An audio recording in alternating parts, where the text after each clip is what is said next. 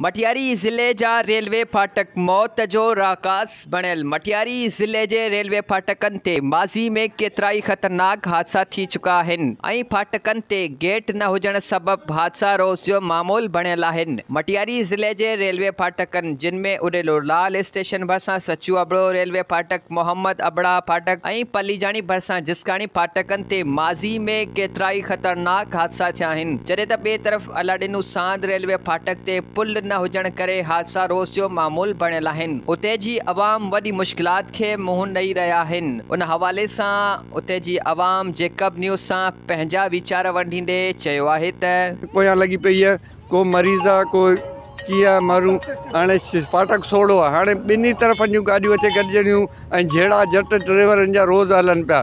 इन लाइ बराए महिरबानी हिन फाटक खे वेकिरो कयो वञे ऐं हीअ सहूलियत असांखे ॾिनी वञे। फाटक तमामु सोड़ो आहे। असांजो वफ़ाक़ी हुकूमत खे पुरज़ोर अपील आहे त हिन फाटक खे वेकिरो कनि ऐं ध्यानु ॾिनो वञे, छो त हिते ट्रैफ़िक तमामु घणी आहे। त इन लाइ हिन फाटक खे थोरो वेकिरो कयो वञे जो ट्रैफ़िक आसान सां गुज़री वञे। वफ़ाक़ी गवर्नमेंट खे पहिरीं त इहो मुतालबो कंदासीं त जिन फाटकनि ते गेट कोन्हनि, रेलवे ट्रैक ते गेट कोन्हनि, उन्हनि खे महिरबानी करे जल्द खां गेट लॻाराए वञनि जीअं त हादसनि ते कंट्रोल थी सघे। ॿियो त अलाडिनू सांद शहर जो जेको फाटक आहे उहो कलाकनि जा कलाक बंदि रहे थो।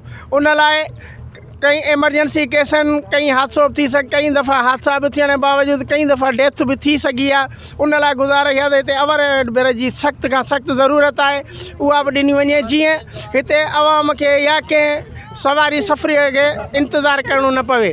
2007 खां अलाडिनू सांद रेलवे स्टेशन अवामी सफ़री सहूलियत लाइ बंदि आहे।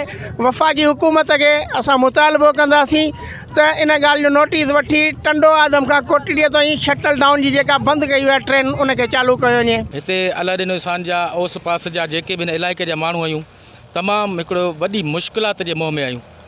तव्हां ॾिसो पिया त हीउ मेन फाटक आहे अलाडिनू सांद, कराची खां पेशावर ताईं मेल लेन आहे।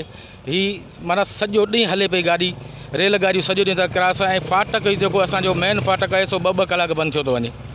कलाक त मामूली ॻाल्हि आहे, पर 2 कलाक 2.5 कलाक बंदि थियो थो वञे। इन जे करे तमामु मुश्किलात इहा आहे त जेकॾहिं बीमार माण्हू को थो अचे या एमरजेंसी अस्पताल वञिणो आहे या कॾहिं असांखे एयरपोर्ट वञिणो आहे या कंहिं बि मामूली कम सां असां निकिरूं त 2-2 कलाक हिन फाटक ते असांखे इंतज़ारु करिणो पए थो।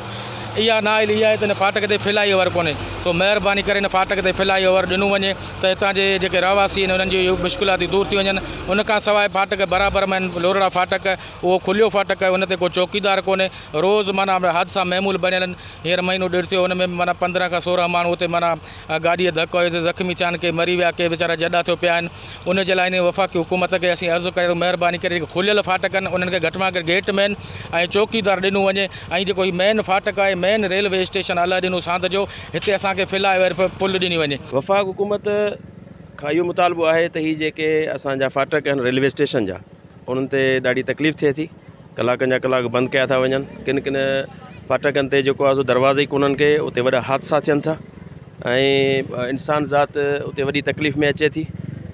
इन जे करे आउं चवंदुसि त हिते ओवर पुलूं ठाहियूं वञनि। दुनिया में जेके रेलवे स्टेशन आहिनि या त अंडरग्राउंड आहिनि, जे अंडरग्राउंड न आहिनि त उन्हनि ते पुलूं ठहियूं वियूं आहिनि। हितां जे सियासी ऐं समाजी धुरिन वज़ीर आज़म पाकिस्तान इमरान ख़ान खां पुरज़ोर मुतालबो कयो आहे त मटियारी ज़िले खे लॻंदड़ रेलवे फाटकनि खे दरवाज़ा लॻाए इंसानी जानियूं बचायूं वञनि। कैमरामैन असदुल्ला मेमन सगद, अली फैज़ान, जेकब न्यूज़, मटियारी।